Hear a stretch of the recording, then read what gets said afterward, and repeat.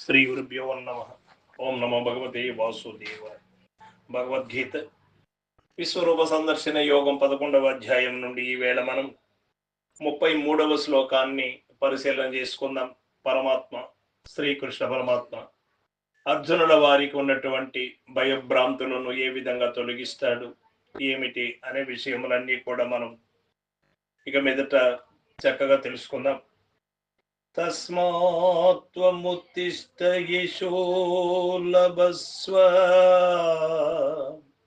జిత్వా శత్రూన్ భుంగ్వా రాజ్యం సమృద్ధం మహైవైతే నిహతాః పూర్వమేవ నిమిత్తమాత్రం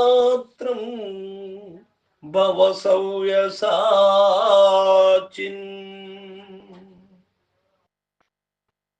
అర్జున, కాబట్టి నేను ఏ విధంగా ఈ యొక్క శత్రువులను చంపాలి అనే అనుమానం, వీళ్ళందరూ బంధువులు, నావారు, స్వజనము, తండ్రులు, తాతలు, గురువులు, మేనమామలు అనేది నీకు అవసరం లేదయ్యా. శత్రువులను జయించి కీర్తిని వడయము.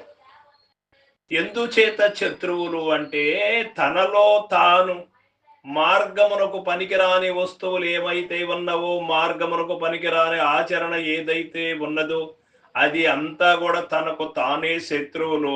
ఆంతరంగికంగా భౌతికంగా కూడా ప్రకృతికి హాని చేసేటువంటి పనులు, ప్రకృతికి హాని కలిగించి పరప్రాణులను హింసించే ఈ విధానం అంతా కూడా ఆకారంలో ఉన్న వస్తువు కూడా శత్రువు కిందనే భావించవలసి ఉంటుంది. అందుచేత శత్రువులను జయించి కీర్తిని పడయము, పరిపూర్ణమగు నిష్కంటకమైన రాజ్యమును అనుభవించుము. వీరందరూ ఇదివరకే నా చేతనే చంపబడిరి. కావున ఓ అర్జున, నీవు నిమిత్త మాత్రముగా నుండుము. నీవు చంపుతున్నాను అనే ప్రసక్తే ఇక్కడ లేదు. నిమిత్త మాత్రం భవ సవ్యసాక్షి. ప్రపంచంలోని సమస్త కార్యములను భగవంతుని చేతనే చేయబడుతున్నవి. జీవులు నిమిత్త మాత్రులే ఎగుదురు, కానీ అజ్ఞానులకు జనులు నేను చేసినాను అను కర్తృత్వమును కలిగి ఉందురు. తత్ఫలితముగా బద్ధులై దుఃఖమునందుతున్నారు. ఓ అర్జున, నీవు శత్రువు ఇదివరకే నాచే హతులైరి. నీవిప్పుడు నిమిత్త మాత్రముగా యుద్ధము చేసి విజయమును వందుము అని భగవానుడు అర్జునునకు బోధించిరి. దీనిని బట్టి ఈ జగత్తునందలి సమస్తము భగవంతునిచే చేయబడుతున్నదనియు, జీవులు భ్రాంతిలో పడి అహంభావము కలిగి వ్యర్థముగా తమపై కర్తృత్వమును పెట్టుకొనుచున్నారనియు స్పష్టమగుతున్నది. కావున విఘ్నుడగు వాడు అట్టి కర్తృత్వమును విడనాడి అంతయు భగవానుడే చేయుచున్నాడని భావించి తాను లోక వ్యవహారమున నిమిత్త మాత్రుడై ఉండవలెను. దానిచే నిరహంభావము, అహంభావము రహితమై నిరహంకారివై తత్ఫలితముగా నిర్మల భావము, భగవద్ అనుగ్రహము అతనికి లభించగలవు.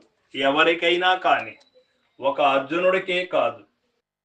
నిరహంకారి, అహంకార రహితుడై, ఫలాపేక్ష రహితుడై, కర్తృత్వ బుద్ధి, మోహత్వ మమకార బుద్ధి లేకుండా నేను ఒక పనిముట్టు లాంటి వాడిని, ఈ పని చేయడం నా ధర్మమై ఉన్నది, నేను చేస్తూ ఉన్నాను అని ఏ బంధానికి లోను కాకుండా నిష్కామ కర్మాచరణ చేస్తాడో అటువంటి వాడు ఏ బంధముల చేత కూడా కట్టుబడడు, బంధింపబడడు. ఈ సత్యాన్ని మనకు భగవానుడు ఈ శ్లోకము ద్వారా తెలియచేశాడు. సర్వం సద్గురు పాదార్పణమస్తు. జై గురుదేవ.